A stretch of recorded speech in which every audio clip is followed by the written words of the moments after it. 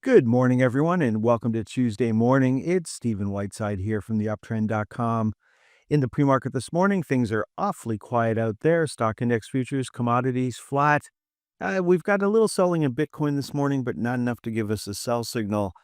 Now, there's no major economic numbers coming out this morning. I just see one stock that I'm watching closely. That's Tesla. Tesla was unable to break out to new highs yesterday. It's down $3 or $4 in the pre-market this morning after being up nearly 12 yesterday. Looking at the VIX is still supported for higher stock prices, currently on a sell signal. That would change on Tuesday if the VIX were to close above 1609. The VIX for the NASDAQ, for the Russell, and for the TSX are all still on sell signals, and that, of course, is supportive for higher stock prices. Looking at sector performance, what worked yesterday and what didn't work were ETFs from the same family. And of course, this is off our watch list. And so we've got semiconductors popping yesterday, being led higher by Lam Research and Taiwan Semiconductor. And we also had AMD generate a buy signal as of Monday's close. What didn't work? Well, unfortunately, gold stocks rolled over. So that open gap really held us in check. So there's the GDX rolling over. There's the XGD back on a sell signal. Now, at the same time, silver was down slightly yesterday. Silver miners were up on the day, while the junior silver miners were down over 2%. So quite a mixed picture for the silver sector from Monday's trading action. Now, the iShares for the TSX 60 were down a nickel on the day, so you can barely notice that. Still trying to get to 39.06. What worked on the TSX was consumer staples. What didn't work was healthcare, materials, and energy. And of course, gold stocks are within the material sector.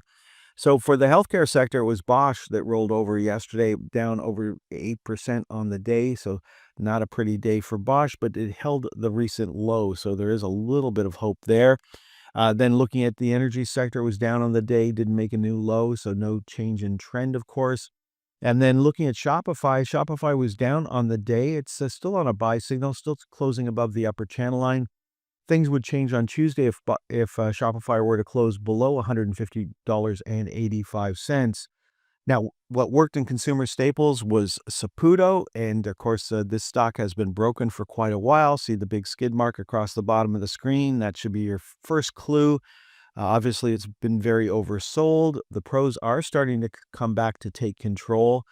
We found support at the 25.78 level. We've been trading along that for a couple of weeks now. And if you look two lines up, that will take you up to 28.13. That would be a realistic move for this particular stock at this time. Then looking at the Dow had a small pullback yesterday, being led lower by Amgen, JP Morgan, which traded down to the lower channel line yesterday. So a close below 244.54 would give us a sell signal on Tuesday. And for Honeywell, we're looking for a close below 227.68 to give us a sell signal on Tuesday. For the SPY, we're still trying to get to 609.38. We've started to break away from the $600 level, so that is certainly doable this week. Then what led to the S&P higher yesterday was Supermicro, up over 28% on the day, right into the flypaper channel, which was our projected target to begin with.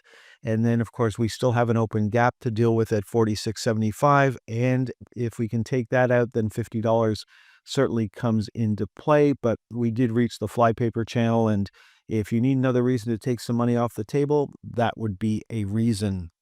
Looking at the NASDAQ 100, it moved up yesterday, didn't really break out to a new high, unlike the equal-weighted NASDAQ and the next generation NASDAQ. So really a lot of interest in technology stocks right now.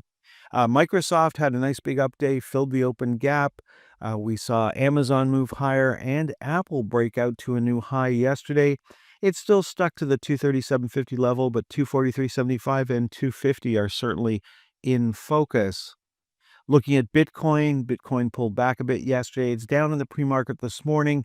For the futures contract, we're looking for a close below 92,475 on Tuesday to give us a sell signal. For the iShares Bitcoin ETF, we're looking for a close below 52.60. And for the Purpose Bitcoin on the TSX, we're looking for a close below $17.33 on Tuesday to give us a sell signal. Last up this morning, Canadian bank earnings are coming out. Bank of Nova Scotia has reported. The headline is it's disappointing, but that is not that's not important. It's what the investors were expecting. So you can have disappointing earnings, but if the investors were expecting disappointing earnings, then the stock might not move that much. So we really don't know right now how the market's going to react to it, but we're looking for a close on Tuesday below $131.78. Then we've got Bank of Montreal. CIBC is looking pretty weak right now and possibly could roll over with a close below $90.04 on Tuesday. It closed at $90.05 on Monday. And there's the National Bank making a new high yesterday. The Royal Bank uh, trying to make a new high, but had a small pullback yesterday. And then, of course, the TD Bank is still languishing in the corner of the market. And on Tuesday, we're looking for a close below $78.20. We're finding resistance at 79.69, and if you go back in time, that used to be support, and now it's acting as resistance. And so if we can clear 79.69, then 81.25 and 82.81 come into play. That, of course, has not started yet. Okay, folks, that's all I wanted to cover in this morning's presentation. So far, it looks like we're going to have a fairly quiet open on Tuesday morning. You have a great day. Next time you'll hear my voice is on Wednesday morning.